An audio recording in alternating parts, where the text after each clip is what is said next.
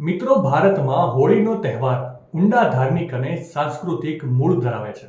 જો કે આજકાલ તો બજારમાં અવનવા રંગોની વેરાયટીઓ જોવા મળે છે, પરંતુ શું તમે ક્યારેય વિચાર્યું છે કે જ્યારે બજારમાં રાસાયણિક રંગો ન હતા ત્યારે લોકો હોળી કેવી રીતે ઉજવતા હતા?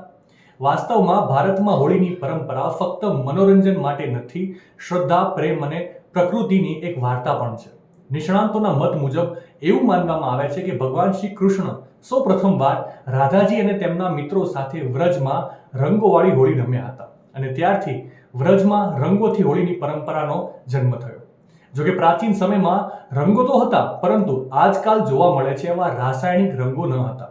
હોળી જે તે સમયે સંપૂર્ણપણે કુદરતી પદ્ધતિઓનો ઉપયોગ કરીને ઉજવવામાં આવતી હતી.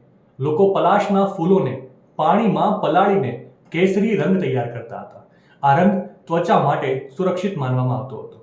લોકો પીળો રંગ બનાવવા માટે હળદરનો ઉપયોગ કરતા હતા અને ચંદનની પેસ્ટ બનાવી તિલક લગાવીને સાત્વિક હોળી રમતા હતા. માહિતી સારી લાગી હોય તો રીલને વધારે શેર કરજો અને આવી જ અવનવી માહિતી માટે સંદેશ ડિજિટલ સાથે જોડાયેલા રહેજો.